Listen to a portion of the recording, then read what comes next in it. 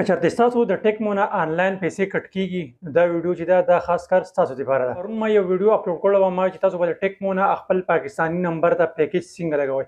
بیا ماته انبکس کې ډېرو کسانو میسیجونه وکړه چې زموږ ټیکمو نه آنلاین پیسې کټ کیږي او موږ ته د هغې څه قسم پته نه لګي.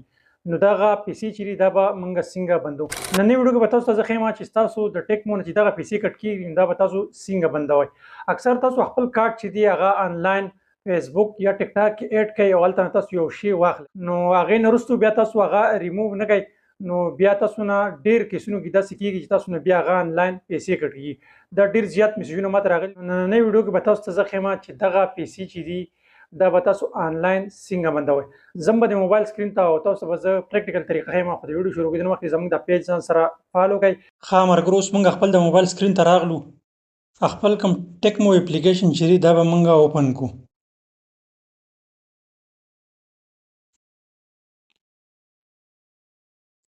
ټیکمو اپلیکیشن چې کله اوپن شي نو دې کې به موږ خپل کوډ چې دی هغه ورکړو.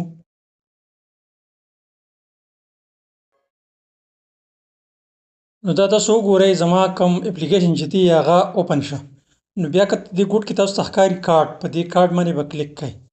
دې کارډ باندې چې تاسو کله کلیک کړه نو بیا به تاسو ته دلته داسې یو انټرفیس کولاو شي. نو دلته تاسو ته دا ښکاري څلور اپشن دي. یو بینیفټس، یو لیمټ، یو فریز، یو سیټینګ. په دې سیټینګ باندې به کلیک کړئ. په دې سیټینګ باندې چې تاسو کله کلیک کړه نو دلته به تاسو ته یو بل انټرفیس چې دی دا به کولاو شي. یک بار تاسو وګورئ دا لیکلي دي کارډ سیټینګ. نو دې کې لاندې دا درې اپشن چې دا به داسې تاسو سره آني. صحیح ده. اولنی چې دی انسټور پرچیز، دویم چې دی آنلاین پرچیز او دریم چې دی انټرنیشنل ټرانزیکشن. نو دا اولنی چې دی دا به هم بند کړئ. دا به داسې آف کړئ او دویم چې دی آنلاین پرچیز دا به هم بند کړئ.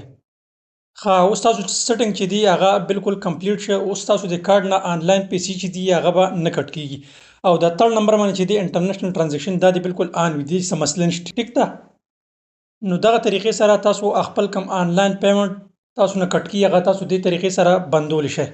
امید لرم چې دا ویډیو بس تاسو خوښه شوي. که چېرې دا ویډیو تاسو خوښه شوي نو دا خپلو ملګرو سره لازمي شیر کړئ او د نوي ویډیو دپاره موږ له راکړئ اجازت. د لوی الله په امان.